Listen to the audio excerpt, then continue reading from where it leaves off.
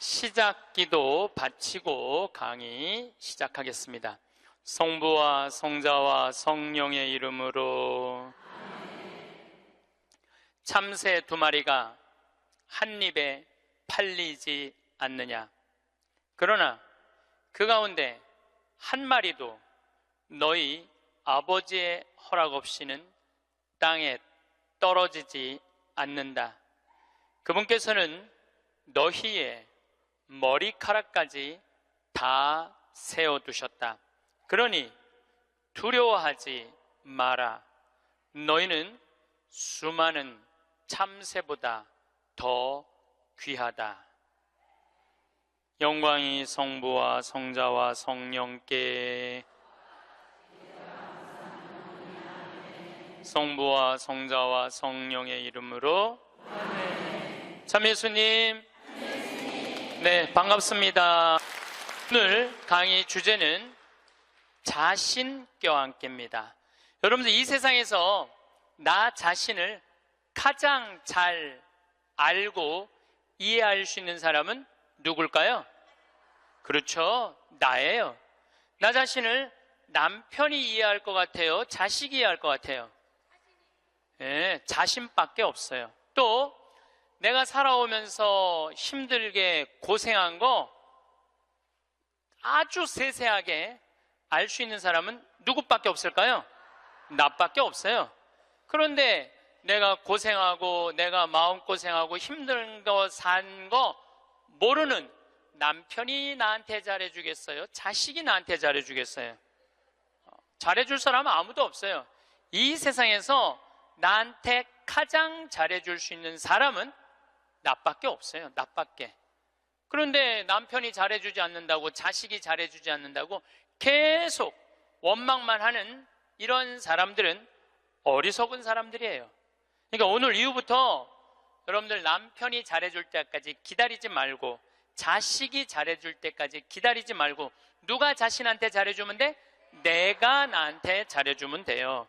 간혹 이런 사람들이 있어요. 나는 남편 판검사 만든다고, 남편 의사 만든다고, 남편 출세시킨다고, 자식 공부시킨다고 내 인생을 다 걸었는데 남편이 그런 공로 모르고 자기가 출세하고 돈 벌고, 그러니까 이게 정신 못 차리고 바람피고, 자식은 또 이 여우 같은 며느리 하나 얻더니 엄마 고생한 것도 모르고 며느리년한테 미쳐갖고 그냥 엄마 쳐다도 안 보면, 이런 분들이 이런 얘기를 해요. 나 인생 헛살았다. 내 모든 걸 걸었는데 남편도 나를 몰라주고 자식도 나를 몰라주고 나 인생 헛살았다. 이렇게 말하는 분들이 있는데, 오늘 이후부터 모두 걸지 마세요. 오늘 이후부터 반만 거세요. 반만. 남편하고 자식들, 주위의 친지, 형제들 위해서 반만 거세요. 반은 누굴 위해서 남겨놔야 돼?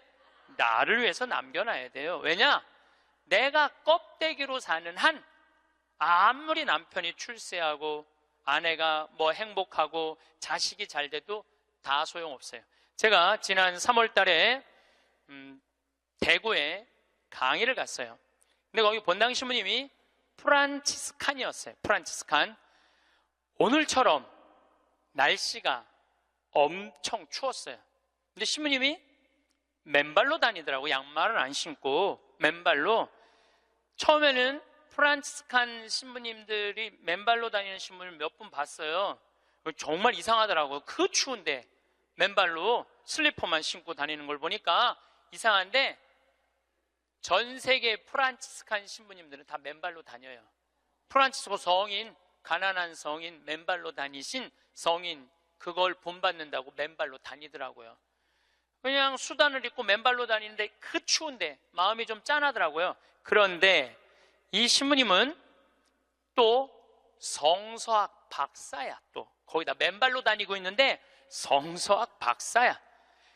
우리 신학 박사들 중에 여러 박사가 있어요. 윤리신학 박사, 교회법 박사, 뭐 무슨 여러 성서 박사들이 있는데, 그 중에 박사 따기 제일 힘든 게 뭐냐면 성서학 박사예요. 최소한 10년은 걸려요. 성서 박사를 따려면은 히브리어, 히라버, 라틴어, 이탈리아에서 공부하면 이탈리아어, 독일에서 공부하면 독일어, 프랑스에서 공부하면 불어, 영어는 기본적으로 해야 되겠죠. 5개 국어를 해야지 박사학위를 딸 수 있는 거예요. 그래서 여러분들 사실 알고 보면은 다른 박사학위들은 많아도 성서 박사학위를 가지고 있는 신부님들이 그렇게 많지 않아요. 굉장히 어려운 거예요. 이 신부님이 10년 동안 공부를 하고 박사학위를 땄대요. 로마에서. 너무너무 신이 나더래. 이건 정말로 너무 자랑스러운 일 아니에요. 그 어려운 박사학위를 땄으니까. 그래갖고 그냥 내가 같이 공부하던 친구, 신부들, 수도자들이 축하해 줄 줄 알고 기숙사에 막 뛰어 올라갔는데, 나 박사학위 땄다고 뛰어 올라갔는데 아무도 모르더래요, 자기가 박사학위 딴 거를. 왜냐? 자기 공부하기 바쁜데 옆에 있는 사람 박사학위 따는 거 그거 신경 쓸 시간이 없는 거예요. 축하는 하고 싶은데 아무도 자기 박사학위 딴 걸 모르는 거야. 뭔가 좀 기분이 좀 그렇더래요. 근데 이제 기숙사에서 이렇게 이 거울을 딱 이렇게 보는데 자기 모습을 딱 보고, 그래, 내가 나한테 축하를 해줘야 되겠다. 그리고 자기를 꼭 끌어안았대요. 그러면서 이렇게 말했대요. 그 신부님 본명을 내가 좀 바꿀게요. 베네딕토야, 너 정말로 수고 많이 했다. 너 10년 동안 얼마나 애 많이 썼느냐. 그 자기를 이렇게 토닥토닥 거려줬대요. 우리 부관장 신부님도 로마에서 공부하고 온 신부님인데 유학이 얼마나 힘드냐면은 음식이 마저 언어가 제대로 돼. 공부를 이렇게 하다가 보면은 눈물이 그냥 쭈르륵 떨어진대요. 너무너무 힘들어서. 근데 그렇게 박사학위를 땄는데 축하해주는 사람 하나도 없다고, 나 고생했는데 알아주는 사람 하나 없다고 청승 떨고 남 원망한들 남이 알아줘요? 아무도 안 알아줘요. 그러니까 누가 축하해줘야 돼? 내가 축하해줘야 돼. 저도 이렇게 인생을 이렇게 돌아보면 나 정말로 애 많이 썼어요. 살면서 애 많이 썼어요. 내가 처음 막 본당 신부 평택 비전동에 갔을 때 내가 본당 신부가 됐는데 주교님이 본당 분가하자마자 평택 안성 고속도로 옆에 진살이라는 동네가 있었어요. 근데 거기는 아무것도 안 들어왔어. 성당 분가하라고 명령이 떨어졌어요. 떨어졌는데 막 신설성당인데 돈이 어디 있어요. 명령은 떨어졌고. 그래서 이제 돌아가신 우리 김 신부님한테 가고, 정말로 멋있는 신부님이죠. 나 땅 사고 싶으니까 돈 좀 꿔달라고. 그래갖고 신부님이 그 자리에서 2억을 꿔주셨어요. 큰 성당에 계셨으니까. 그걸 갖고 땅을 사는데 사람들이 신부님 뭐하러 그렇게, 내가 땅을 몇 평을 사느냐 하면 2,400평을 샀어요. 성당 터를. 뭐하러 그렇게 큰 터를 사느냐. 그런데 성당 터는요, 한 번 사놓으면 1,000년이든 2,000년이든 가는 거야. 그거 300평 400평 그거 힘들게 귀양 살 거 세게. 그래서 근데 그때는 20년 전에는 땅값이 거기가 평당 16만 원밖에 안 했어요. 그러니까 2,000평 2,400평 살만 했죠. 그래갖고 이제 정말로 다른 사람들 반대도 많은데 내가 주님의 교회 세운다고 그래갖고 이제 땅을 다 사놓고 땅값 다 정리했죠. 그런데 20년이 지난 지금 그 성당은 2,400평이니까 공원이야, 공원. 성당이. 그리고 그 근처에 아파트가 다 들어와갖고 그건 너무너무 좋다는 거예요. 그런데 지금 그 성당의 교우들이 내가 그렇게 마음고생해서 땅 산 거 알 것 같아요? 모를 것 같아요? 몰라요. 알 수가 없어요.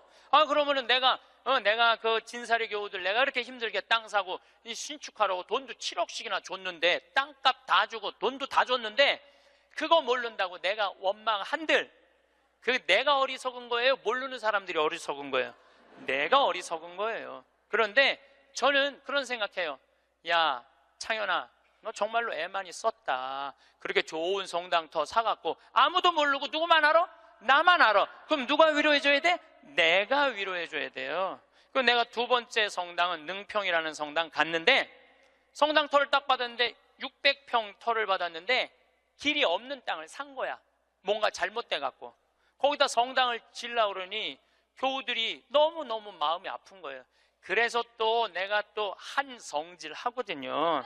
예. 교구청에 뛰어 올라가고 길도 없는 데다 분가를 하고 이게 뭐냐 하고 난리를 쳐갖고 돈을 받아갖고 그 능평성당도 2,400평을 샀어요. 제가 15년 전에 능평성당에. 그래서 요즘은 그 동네가 땅값이 뛰어갖고 뭐 수백만 원이래 평당. 근데 2,400평을 그때 샀으니까 참. 그런데 그거 지금 그 능평성당 교우들이 내가 그렇게 마음고생하면서 산 거 알 것 같아? 모를 것 같아요? 몰라. 모르는데 그거 모른다고 내가 섭섭하다 그러고 내가 고생한 거 아무도 알아주는 사람 없다고 그렇게 남 원망만 하면 내 자신이요 웃기지도 않는 거예요. 내가 하느님의 교회, 하느님의 땅, 그리고 내가 땅을 삼으로 해서 수많은 교우들이 10년, 15년 지난 그 교우들이 거기서 행복공원 같은 성당에서 삼은 그걸로 됐지. 남이 굳이 알아줘야 돼? 그렇지 않아요? 대신 나는 나한테 이런 말을 해요. 너 참 기특하다. 너 정말 기특하다. 또 제가 강원도 평창에, 저는 수원교구 신부예요. 평창은 원주교구 소속이에요. 근데 거기다가 우리 교우들도 이제 좀 가서 쉴 수 있는 공간이 필요하다. 그래갖고 20년, 그것도 20년 전부터 제가 시작한 일이에요. 막 뛰어다니면서 여기다가 거기다 집 질라고 그럴 때 수많은 사람들이 반대했어요. 수많은 사람들이 누가 거기까지 가냐, 그 많은 돈을 들여서 왜 거기다 집을 줘놓으려고 그러느냐, 뭐 정말로 칭찬보다는 욕을 훨씬 많이 들었어요. 근데 지금은 올 연말까지도 피정이 끝나고 내년 10월 달까지 예약이 끝났대. 내년 10월 달까지. 그러니까 이 얘기 무슨 얘기냐 하면 교우들이 이제는 쉬고 싶은 거야. 쉬고 싶은데 그런 쉴 수 있는 공간이 필요하다는 거를 나는 아는 거고 내가 느낀 거야. 아무도 칭찬해 주는 사람 없고 함께 해주는 사람 없어도 내가 열심히 해갖고 우리 교우들한테 휴식 공간을 제공해 줬어요. 제공해 줬으면은 그걸로 족한 거야. 남이 나를 알아주지 않아도 스스로 원망하지 않고 그걸 즐길 줄 아는 사람이, 이 공자님이 그런 사람이 군자라고 그래요. 저는 뭐 군자까지는 아니더라도 여러분들도 마찬가지예요. 여러분들도 6.25 전쟁 끝나고 난 다음에 똥구녕이 찢어지도록 가난한 시절에 그 힘들게 살아가면서 월세 살면서 정말 돈 아껴갖고 전세로 가고 지금 이렇게 살기 좋은 아파트에 살면서 그 자식들 조금 편안하고 안락하고 쾌적한 데서 좀 살게 해주려고 평생을 애를 썼는데 자식들이 아무도 몰라줘. 그러면은 나 6.25 전쟁 끝나고부터 고생한 거 일일이 매번 얘기해 주면은 그 사람들이 좋아할 것 같아요? 지겨워할 것 같아요? 지겨워해요. 누구만 만족하면 돼? 나만 만족하면 돼요.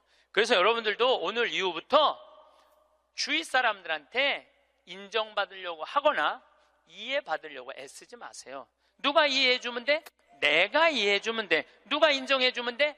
내가 인정해주면 돼.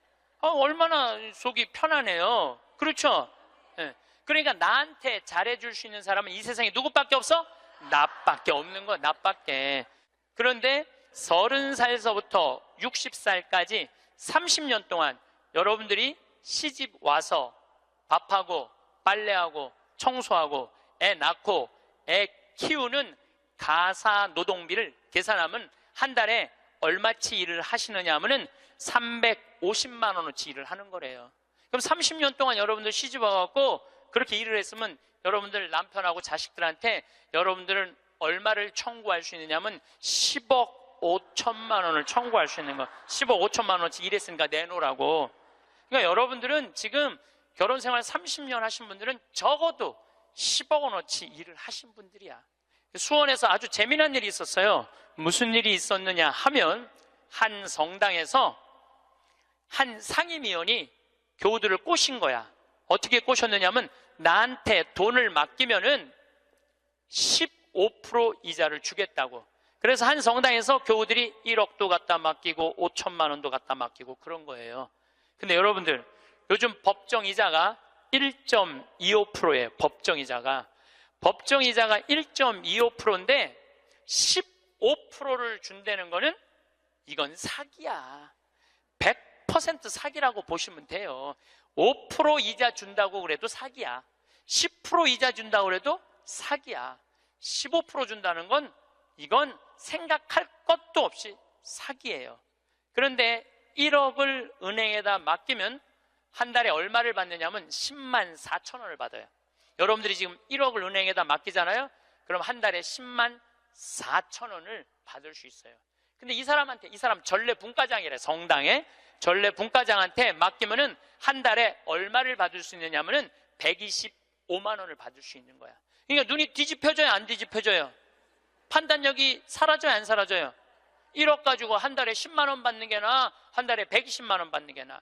그래서 이 전례 분과장한테 홀딱 다 맡긴 거야.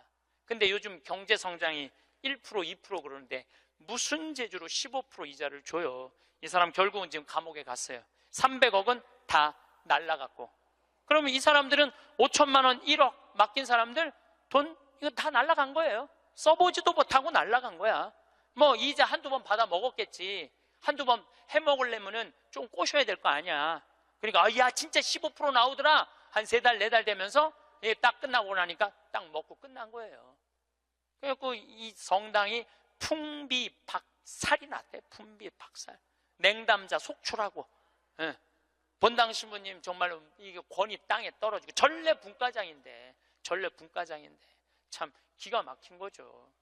그러면은 15% 이자 받아 먹겠다고 돈 맡긴 사람이 나빠요? 15% 이자 주겠다고 꼬신 사람이 나빠요? 둘 다 나빠, 둘 다. 내가 보기에는. 여러분들, 돈 5천만 원이면은요, 이스라엘 성지순례를 10번을 갔다 올 수 있는 돈이에요. 10번. 여러분들이 이스라엘 성지순례를 10번을 갔다 오잖아요? 그럼 여러분들은 예수님하고 트고 지낼 수 있어. 트고 지낼 수 있어. 내가 이스라엘 성지순례를 지금 5번 갔다 왔거든요. 그것도 3번은 도보 성지순례로 갔다 왔어요. 이스라엘에서 차 안 타고 다니고 다 걸어 다녔어요. 나자렛에서부터 가나까지 걷는 거예요. 한 20km 돼.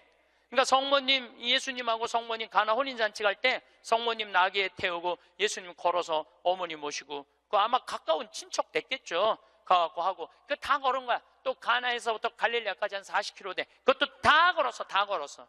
이게 걸어보니까요 성서 말씀이 거의 튀어나와 나한테. 너무너무 좋더라고요. 5번 걸어보니까 예수님하고 나는 지금 어떤 상태냐면 거의 틀라고 그래 지금. 거의 틀라고 그래. 예수님하고 거의 틀라고 그래. 근데 성서 강의라면서 병 고치는 얘기를 하는데 나는 치유의 은사가 없다. 고민을 했어요. 기도를 했어요. 하느님, 뭔가 좀 치유를 하고 싶은데 이게 손에서 뭐가 나와야지 이게 치유를 해줄 거 아니냐. 그랬더니 하느님이 하시는 말씀이 꼭 네 손으로 해야 되느냐. 네 손으로. 의사 손 빌리면 안 되느냐. 그래갖고 내가 가톨릭 의료원에 연락했어요. 빈센트 병원에 연락해갖고 뭐라고 그랬냐면은 정말로 수술하면 꼭 나을 수 있는데 돈이 없는 사람 나한테 연락해라. 그래갖고 강의 끝나고 난 다음에 강의로 기분 좋으면은 강사료 다 내라. 한 600명 들어오는 데니까 한 600만 원 모아지겠지. 그리고 만약에 모자라면 내 인쇄 있잖아. 책 파는 거, CD 파는 거.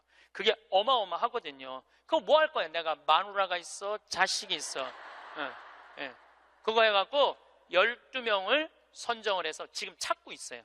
그런데 내가 어린애 아이를 찾아달라고 그러니까 그 병원에서 그러는 거야. 신부님, 이제 우리나라가 시스템이 잘 돼 있어갖고 돈 없는데 심장병 어린애들은 다 고쳐준대요. 재단이 많아서. 그러니까 애들은 신부님이 안 고쳐줘도 된대.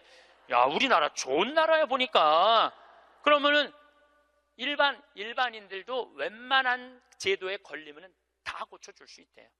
근데 누가 잘 어려우냐면 외국인 노동자들, 그 사각지대에 있는 사람들, 그런 사람들이 정말로 수술하면 나을 수 있는 사람들인데 돈이 없어서 못하는 사람이 되는 거. 골라라. 아니 여러분들 꼭 치유를 안수기도로 해갖고 꼭 고쳐줘야 돼? 이게 날지 안 날지도 모르는데 이걸 눌러갖고 이게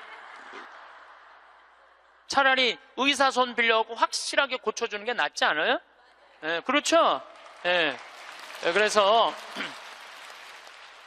내년에는 제가 3월 8일부터 강의하면서 한 사람씩 고쳐주고 싶어요. 의사 손을 빌려서. 여러분들 인생에 있어서 가장 중요한 거는 먹고 마시고 노는 일이에요. 만약에 여러분들이 먹지도 않고 마시지도 않고 놀지도 않으신다면 여러분들은 헛사는 거예요. 먹고 마시고 놀아야지 인생을 제대로 사는 거예요. 이거는 예수님도 그러셨고 소크라테스도 그랬고 공자님도 그랬고 부처님도 그랬어요. 다. 근데 이분들은 1억 모은다고 먹지도 마시지도 놀지도 않은 거야. 근데 앞으로도 못 쓰는 거예요. 그럼 이분들은 가슴에 피멍이 드는 거예요. 그리고 이분들 뭐라고 그럴 것 같아? 내가 성당 나갔더니 사기꾼밖에 없더라. 믿을 놈 한 놈도 없더라. 하느님이 있긴 어디 있느냐. 그리고 냉담할 거야. 하느님 버리고 돈 버리고 자기 마음 버리는 거죠. 그리고 하느님이 언제 15% 이자 주는데 투자라고 그랬어? 왜 하느님 탓을 해? 자기가 잘못하고. 이게 이 사람이 왜 이런 일을 벌였을까요? 욕심 때문에 그래요. 욕심. 여러분들이 인생에 있어서 넘어질 때 언제 넘어지는 줄 알아요? 욕심 때문에 넘어지는 거예요. 욕심이 우리 인생을 망가뜨리는 거예요. 욕심이. 저는 그 신학교 있을 때 너무너무 배가 고프더라고. 1학년 때 우리는 간식이 없었어요. 아침, 점심, 저녁만 먹으면 땡이야. 근데 뭐 우리 선배 신부님들 지금 70, 80 되신 신부님들은 그 정말로 똥구멍이 찢어지게 가난할 때 신학교 생활했을 때 먹을 게 너무 없어갖고 도토리 막 먹고 그랬대요. 도토리를 먹으면 이게 얼마나 이게 똥이 나오는 게 아니라 돌이 나오는데 돌. 그래서 막 파냈다는 거. 똥이 안 나와갖고 파냈다는 거예요. 뭐 우리는 그 정도는 아니더라도 그래도 뭐 저녁 10시쯤 되면 배고파요. 그러니까 외출할 때 뭐를 사갖고 오느냐면은 식빵을 사갖고 와요. 배고플 때 먹으려고 식빵을. 그럼 이제 또 바깥에다 놓으면 얘네들이 왔다 갔다 다 먹어버리잖아. 친구 신학생들이. 그래서 아주 옷장 깊숙이 감춰놔요. 혼자 먹으려고 옷장 깊숙이 감춰놔. 그런데 신학교 생활이 얼마나 바빠요. 이리 뛰고 저리 뛰다 보면은 주일날 사놓는데 수요일날 배고플 때 생각이 나는 거야. 식빵 사다 놓은 게 생각이 나는 거야. 아, 식빵 사다 놨지? 그래갖고 이제 옷장을 딱 열어보면 식빵이 곰팡이가 들어있는 거예요. 너도 못 먹고 나도 못 먹는 거예요. 그래서 제가 생각을 했어요. 아니, 예수님은 당신의 살도 나눠주는 판국인데 내가 그놈의 식빵 혼자 먹겠다고 혼자 옷장에다 깊숙이 감춰놨다가 곰팡이 들어서 썩어 버리는 그게 너무너무 내가 한심하더라고요. 그래서 이제 외출해갖고 식빵을 사갖고 오면 친한 친구들을 불러요. 신학생들을. 그래갖고 친구들하고 나눠주는 거 식빵. 너 3장, 너 3장, 나 3장, 나 4장 이렇게 해갖고 이렇게 서로 나눠 먹어. 나눠 먹고 나면은 그 친구들이 외출하고 돌아오잖아요. 외출하고 돌아오면은 자기네들이 먹을 거 사면 다 불러요. 나한테 식빵 얻어먹은 애들은. 그래갖고 또 나눠 먹어. 그래서 신학교 내내 정말로 풍요롭게 살았어요. 넉넉하게, 행복하게. 우리가 재물을 자기를 위해서 쓰는 것도 중요하지만 남을 위해서 쓰는 것도 중요합니다. 우리 직원들이 나한테 와서 그러는 거예요. 날 혼내는 거예요. 신부님도 은퇴해서 돈이 필요하다는 거예요. 신부님도 은퇴해서 돈이 필요하다는 거예요. 아니, 지금이야 신부님 강사료도 많고 인세도 많고 찾아오는 사람도 많고 용돈도 많이 주지만 신부님 은퇴하면 생각하는 사람 아무도 없다는 거야. 찾아오는 사람도 없고 불러주는 데도 없으면 신부님 늙어서 뭐 맛있는 것도 먹고 여행도 다니고 싶은데 돈 없으면 어떻게 하려고 이 돈을 다 써버리느냐고. 나를 막 혼내더라고. 직원들이 돈 쓰지 말라고. 나중에 평창 은퇴하고 나면 거기서 돈 많이 행복하게 살려면은. 저는요, 만약에 내가 은퇴했는데 주머니에 돈이 한 푼도 없잖아요. 그럼 난 어떻게 할 거냐면은 사제관에 가만히 앉아 있을 거야. 돈 없는데 어떻게 그냥 사제관에 가만히 앉아 있어야지. 그런데 문제는 20년 후에 돈을 쓰려고 지금 신나는 일이 너무 많은데, 재미난 일이 너무 많은데, 의미 있는 일이 너무 많은데, 그 20년 후에 쓰려고, 그거를 나중에 쓰려고 내가 이걸 가지고 있다면은 나는 그렇게 살고 싶진 않다는 거예요. 지금 먹고 마시고 쓰고 놀고 나눠줄 거 다 나눠주고 막 쓰다가 70살 돼갖고 은퇴했는데 돈이 없으면 어떻게 해? 가만히 있으면 돼. 그걸 뭐 걱정을 하고 막 혼을 내고 그러더라고 나한테. 그리고 중요한 건 내가 은퇴할 때까지 살지 안 살지 어떻게 알아? 그렇지 않아요? 많은 경우 여러분들도 그런 분들이 있어요. 나중에 쓰려고 지금 한 푼도 안 쓰는 분들 많아. 근데 나중에 언제 어떻게 될 줄 알고 그걸 나중에 쓰려고 지금 안 써. 쓰려면 언제 써? 지금 써요. 보통 여러분들 여행을 다니면은 이 유럽 여행 한번 가면 400만 원 정도 들잖아요. 400만 원 정도 들면은 평생 한번 가는 거잖아요. 여러분들 자식이 뭐 보내주든 뭐 개를 모아갖고 가든. 그래갖고 이제 한 60대신 분들이 여행을 떠나. 유럽으로 로마, 파리 막 베드로 성전 가. 근데 딱 비행기에 타갖고 버스를 딱 타면 가이드가 이런 말을 합니다. 여러분들 이제 내리면 여기 팁이 굉장히 중요하다고. 딱 버스에서 내리면 벨보이들이 짐을, 여행용 가방을 호텔 방까지 했을 때 팁을 1달러를 주시는 게 예의라고. 또 호텔에서 나올 때 그 침실 청소하고 정리하고 침대 정리하는 사람들에서 1달러 그거 주는 게 예의라고. 그럼 이때부터 머리가 복잡하기 시작을 해요. 이때부터 머리가 복잡한 거예요. 그래갖고 이제 딱 버스에서 내렸는데 가이드 말대로 막 애들이 막 와갖고 막 가방을 막 들어. 그러면은 이 60대 할머니가 한마디 해요. 이거 놔두라고. 내가 들고 간다고. 내가. 그런 게 그렇게 주는 게 아까우면은 그런 분들은 그냥 가지 말고 집에 가만히 있어. 돌아다니는 어딜 돌아다녀. 쓸 때는 멋있게 쓰고 안 쓸 땐 안 쓰면 되는 거예요.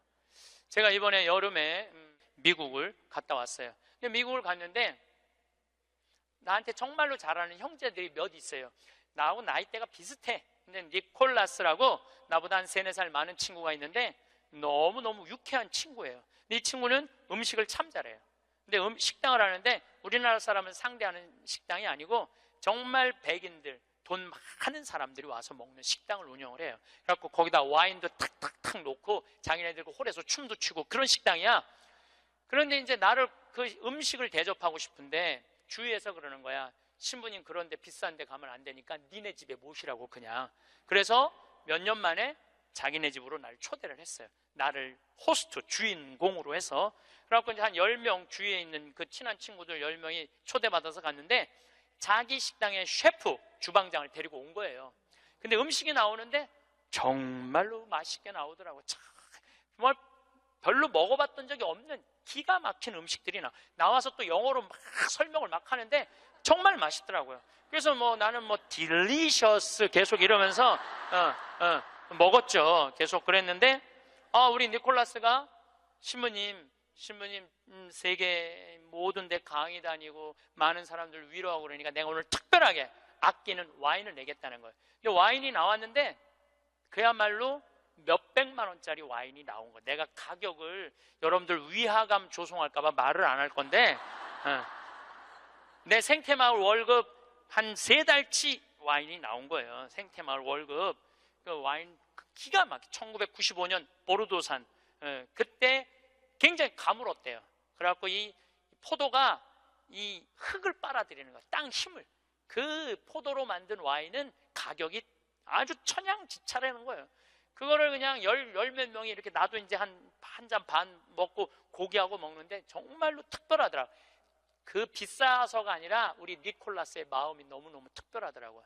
근데 그 다 공짜 아니에요. 공짜잖아요. 그런데 이제 거기 셰프가 왔다 갔다 하는데 내가 주인으로서 뭔가 좀 기분 고맙다는 표시를 해야 돼갖고 셰프를 불렀어요. 팁을 줘야 되겠다. 그래서 이제 속으로 고민을 했죠. 가슴이 심장이 쫄깃쫄깃했지. 50달러를 줄까 100달러를 줄까. 그런데 결국은 이제 50달러를 줬어요. 50달러를 딱 줬는데 너무너무 그 백인 셰프가 고맙다고 그러더라고요. 그래서 난 지금 후회돼. 왜 100달러를 못 주고 그걸 50달러밖에 못 줬나? 웬만한 식당에 가고 몇백만 원짜리 와인을 먹는데도 기분 좋게 100달러를 주면 그 니콜라스 사장도 기분 좋고 셰프도 기분 좋고 거기 있는 사람들도요, 내가 딱 멋있게 딱 팁을 주고 하면은요, 뒤에서 그래. 야, 우리 신부님 정말 멋있다. 근데 내가 하나도 안 내놓고 그냥 가면 아우, 저 신부님 좀스러우네. 다 그래요. 알고 보면. 그래서 우리가 인생을 살면서 내가 가치로우려면 내가 벌은 재물을 나눌 줄도 알고 자기를 위해서 멋있게 쓸 줄도 알아야 돼. 근데 만약에 여러분들 돈이 없으면 여러분들 어떻게 하면 되냐면 집에 가만히 있으면 돼. 그것도 결코 슬픈 거는 아니에요. 3년에 걸쳐서 강의 주제가 참 재밌어요. 2년 전에는 죽음 껴안기, 작년에는 삶 껴안기, 올해는 자신 껴안기예요. 이게 무슨 얘기냐 하면 잘 죽으려면 잘 살아야 돼요. 잘 살려면은 자신한테 잘해줘야 돼요. 아주 단순해요. 그러면은 자신한테 잘해주려면은 첫 번째 전제 조건이 있어요. 내가 누군지를 알아야 돼요. 내가 누군지. 여러분들 요즘 텔레비전 보면은 인문학 특강 그러죠? 뭐 한 2010년부터 인문학 특강 열풍이 불었어요. 근데 그 인문학 특강의 주제는 이 세 가지예요. 자신 껴안기, Who am I? 내가 누구냐? 내가 누구냐를 질문할 줄 알아야 돼요. 여러분들 60평생 살면서 내가 누군지 모르고 살아간다면 그건 참 답답한 인생이에요. 소크라테스는 뭐라고 그랬어요? 너 자신을 알라라고 그랬죠? 부처님은 뭐라고 그랬냐면 자신이 누군지를 아는 사람은 부처고 자신이 누군지 모르는 사람은 중생이라고 그랬어. 중생. 그러니까 60평생 살면서 내가 누군지 모르고 사는 사람은 그냥 중생으로 사는 거예요. 껍데기로 사는 거예요. 나는 누구냐? 나는 천주교 사제다. 하늘나라의 기쁨을 전하는 사람이다. 예수님의 사랑을, 예수님의 그 깊은 사랑을 느끼도록 해주는 사람이다. 항상 저는 물어봐. 내가 누구냐? 나는 누구냐? 나는 사제야, 사제. 사제니까 누구 일을 해야 돼? 하느님의 일을 해야 돼. 하느님의 일을 하는 중에 신학교를 짓는 것처럼 가슴 설레는 일이 어디 있어요? 너무너무 신나는 거예요. 그러니까 여러분들도 내가 누구냐라는 질문을 해야 돼. 그리고 내가 누구냐라는 질문이 끝났으면 어떻게 살 것이냐, 이 답도 나와야 돼. 그리고 중요한 거는 어떻게 죽을 것이냐, 이게 중요해요. 여러분들, 내가 어떻게 죽을 것, 죽는 것도 시나리오가 필요하다니까요. 죽는 것도 내가 어떻게 어떤 과정으로 죽을 것이다, 시나리오가 필요해요. 그런데 한국 사람들은 참 죽는 거를 싫어해요. 어떻게 해서든지 안 죽으려고 그래. 어떻게 해서든지 안 죽으려고 그래. 만약에 우리 동네에 공동묘지가 들어온다면 난리도 아니야. 왜? 우리는 죽음에 대해서 부정적이거든요. 죽음은 어둠이라고 생각하고 절망이라고 생각하고 영원한 어둠이라고 생각을 해. 그러니까 만약에 우리 동네에 공동묘지가 들어온다 그러면은 난리도 아니야. 이건 뭐 막 결사반대 막 그냥 어떻게 결사반대 깨물어 갖고 막 결사반. 6.25는 난리도 아니야. 그러니까 우리는 삶과 죽음이 분리되어 있는 거예요. 근데 한국 사람들은 또 단일 민족이라 이상하게 죽는 날은 다른데 보고 싶은 날은, 죽은 사람 보고 싶은 날은 온 국민이 똑같은 날 보고 싶어. 4월 5일 한식날 그냥 죽은 사람 보러 다닌다고 난리도, 그 6.25는 난리도 아니야. 그것도 보면은 그냥 막히고 난리도 아니야. 보면은 왜 죽는 날은 다른데 보고 싶은 날은 같은지 몰라. 근데 우리는요, 하여튼 죽음에 대해서 부정적이에요. 그런데 여러분들, 죽는 거 무서워할 필요 하나 없어요. 죽기 전까지는 절대 안 죽을 것이고, 죽을 때 되면 그냥 행복하게 가면 되죠. 그러니까 죽음에 대해서 두려워하지 마세요. 그래도 죽는 게 싫어. 왜 죽는 게 싫으냐 하면 사랑하는 사람과의 이별 때문에 그래요. 죽으면은 더 이상 사랑하는 남편 못 보고, 사랑하는 아내 못 보고, 사랑하는 부모님 못 보고, 자식 못 보니까. 그것도 뒤집어 보면은 또한 답답해요.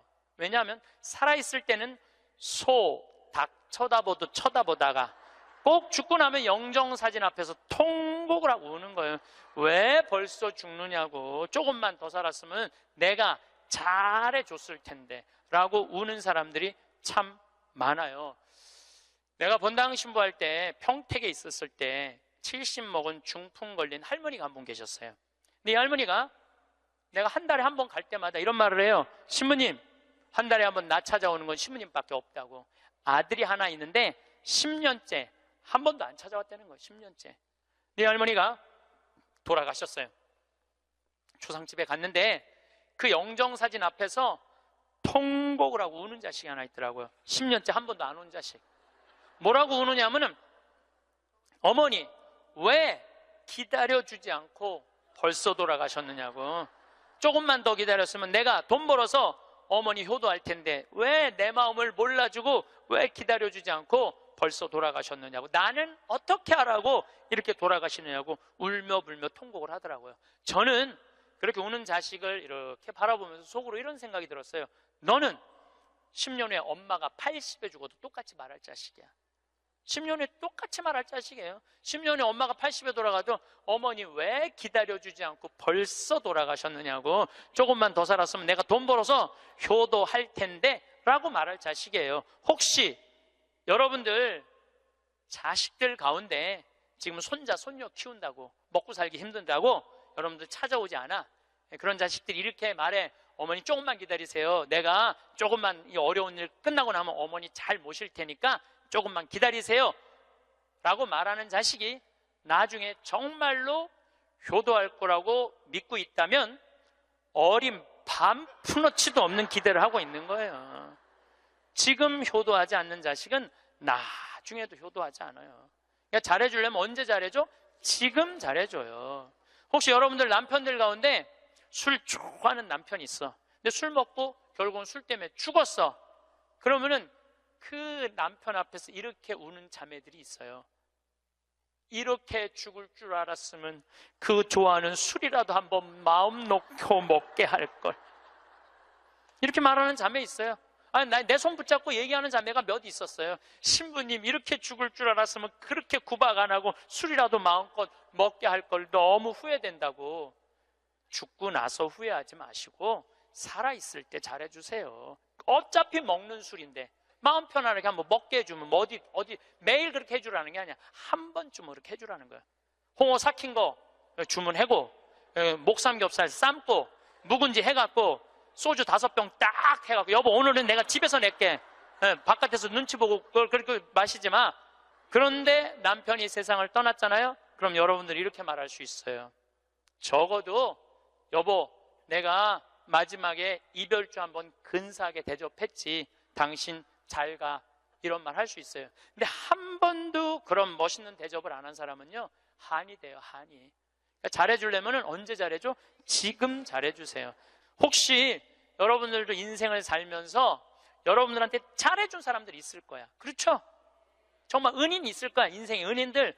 정말로 고맙다고 생각을 한다면 나중에 잘해주지 말고 지금 이스라엘 성지순례 티켓을 하나 끊어주든지 아니면 이미자 콘서트를 끊어주든지 하세요. 내가 마음을 표현할 때 사람이 행복한 거예요.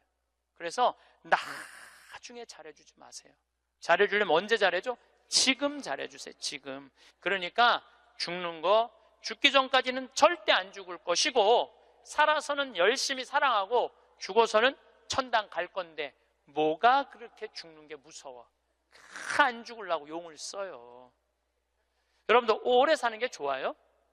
막 80살서부터 100살까지 누워서 똥오줌 싸가면서 벽에 똥칠해가면서 오래 사는 게 좋아요? 네가 누군지 내가 누군지도 모르면서 자식들 서로 네가 모실 거냐 내가 모실 거냐 하면서 원수 만들어가면서 오래 사는 게 좋아요? 나는 오래 사는 건 좋은 게 아니에요. 오래 사는 거는 그냥 사는 날까지 즐겁게 사는 게 중요한 거야. 그냥 사는 날 매일매일 즐겁게 사는 게 제일 중요해. 먹고 마시고 노는 일이 참 중요한 거예요. 그래서 여행도 다니고 피정도 이렇게 다니고 친구들하고 단풍 구경도 가고 돌아다닐 수 있을 때까지 돌아다니다가 86살에 그냥 주무시다가 죽어. 그냥 100살까지 건강하시면 안 죽어도 돼요. 그런데 돈 쓰는 거 아까워갖고, 돈 쓰는 거 무서워갖고 쓰지도 못하고 뒷방에 쭈그리고 앉아서, 그러면 어떻게 되는 줄 아세요? 다리에 힘 풀리면 누워서 똥오줌 싸요. 너도 피해주고 나도 피해주는 거야. 그런 사람들이 힘든 거예요. 그냥 건강하게 움직이는 사람은 사는 날까지 건강하게 살 수 있어요. 행복하게 살 수 있어요. 그렇게 살으라는 거예요. 저는 여러분들이 사는 날까지 즐겁게 살기를 바라는 거예요. 사는 날까지. 저는 6년 전에 위암 수술을 했어요. 위를 3분의 2를 잘라냈어요. 근데 제가 6년 전 4월 6일 날 수술을 했는데 2월 달에 진단을 받았어요. 2월 달에 진단을 받았는데 내가 수녀님한테 그랬어요. 수술 날짜가 언제냐? 4월 6일이라고.